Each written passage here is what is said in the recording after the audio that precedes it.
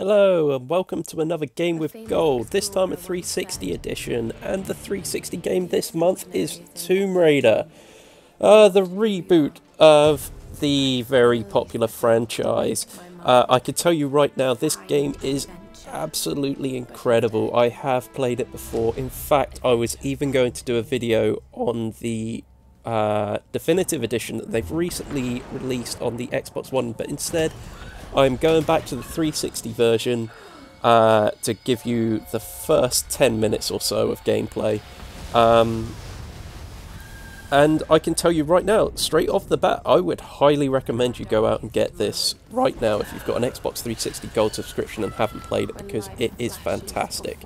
I'm actually going to leave in the opening FMV sequences. I know I usually like to cut them out, but in this case it adds a little bit of context to it and it's not very long. I know a lot of you will argue that other games it may have added a bit more context if I'd shown the opening movie, but a lot of the time I would have been talking over a very long sequence. Okay, so like I said, it jumps into it very, very quickly. You're on a boat and all of a sudden it's wrecked. And Lara falls. Okay. So again, I have played through this fairly recently, at least the beginning part. So I do know all of the solutions to the puzzles at the beginning. So it will seem like I'm going through it relatively quickly.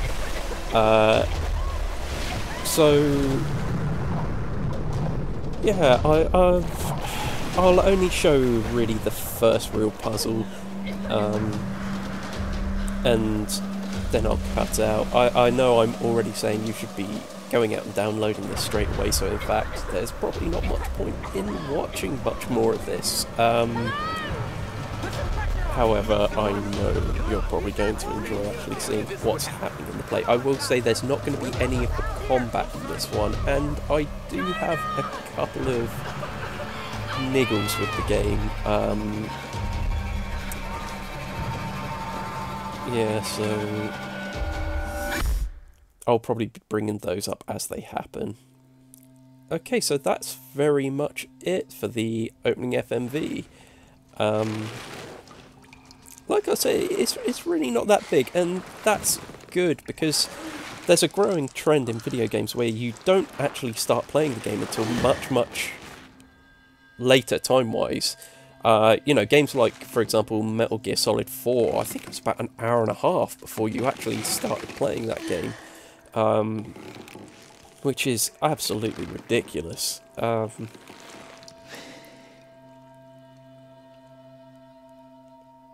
And I don't like to count QuickTime events as being the start of the game either. Really, it's when you actually get into the crux of the gameplay itself. So I suppose at this point, although you're starting to control your character at this point, it's still not actual gameplay footage, I find. I know it's not a QuickTime event, but I suppose it's a puzzle though. It's just not representative of the regular gameplay you have to go through, I suppose. I will say I don't have any combat within this playthrough. Okay, so next thing, we need to swing over to that one. Yeah, I'm literally just going to do this first bit, and then call it a day at that. Okay, so we need to swing ourselves into the fire. And also, I hope you're not squeamish, because, yeah.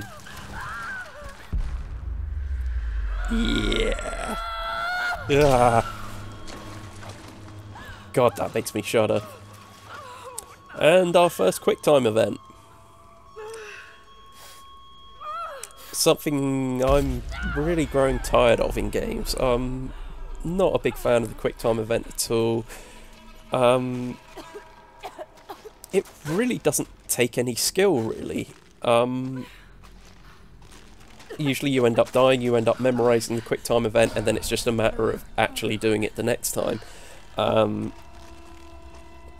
So really the only thing it's testing is your memory, really.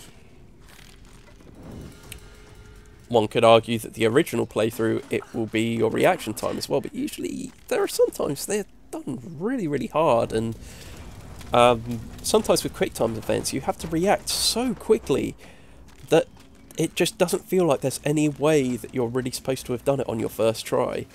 Okay, and this will, there you go, that shows us that if you go through water with a torch, it's going to put it out. Okay, you do have this vision mode where you can kind of get hints at what you need to do next. Okay, so I believe that it's a bit of cloth up here that you set fire to across and it catches the barrel.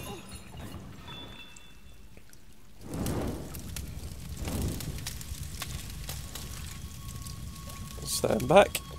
I didn't mean to go back quite that far, but oh well, you heard the explosion in the background. I apologise.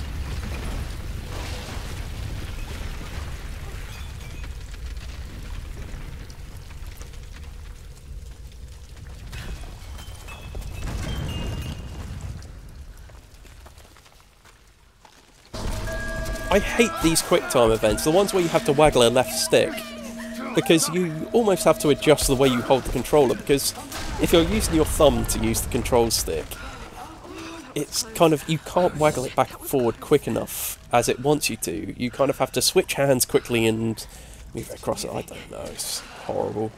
First time I ever had that, I failed that one, because it is just, it's a really harsh one to give someone.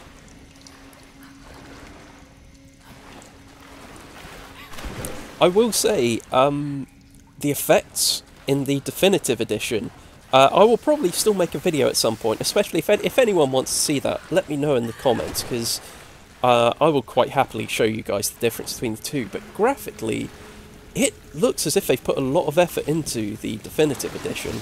A lot of the ones that have been coming out, it looks as if they've just upped the resolution and that's it, but like I said, the one on Xbox One and PS4 looks a hell of a lot better. Okay, so this one at first took a little bit of thinking for me, but I can remember how to do this now. So again, we need to, maybe this is a bit early, it's actually caught on the side, but yeah, if we set fire to some of the debris, you're not actually meant to do that until you've lowered this thing down here. So let's set both of these on fire. It'll drop down a barricade. And yeah, we're going to have to set fire to some more flotsam here. Would it be jetsam?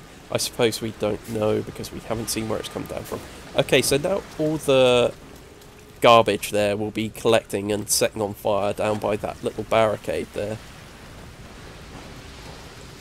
And what we need to do is nothing to do with that right now. We have to move around and we have to jump back up onto our little thing there.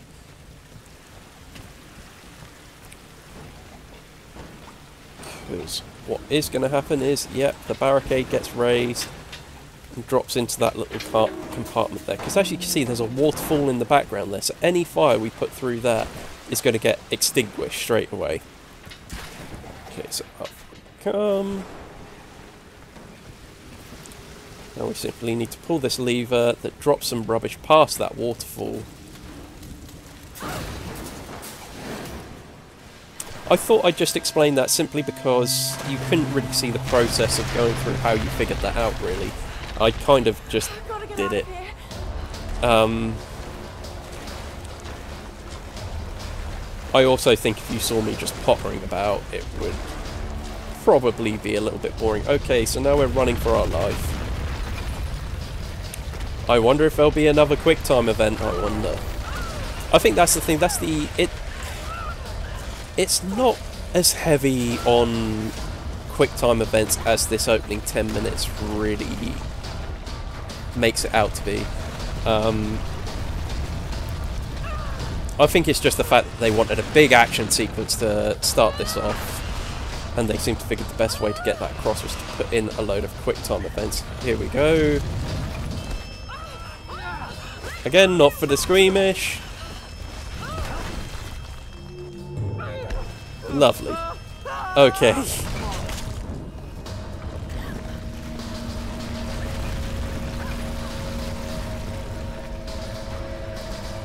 Here we go, one final push. And one last quick time event. So Elliot, what do you make of this action-packed intro? Yes, it is rather good, isn't it? Again, yes, this is very, very highly recommended that you try this if you haven't already. I said it at the beginning, so I'll say it on the way out from this video. What can I say? Play this game.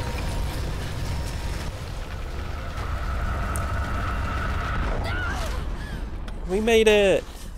Yay! I apologise if you can hear my washing machine in the background. Hopefully this won't be picking it up, but it is rather loud.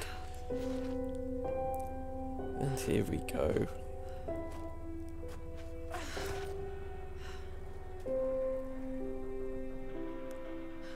Yes, it is a lovely sweeping vista. To end this video on. There we go. So yes, thank you for watching. I hope you've enjoyed it, and I hope this convinces you to go out and try this game. Now, what other way to end a Tomb Raider video? See you later, folks.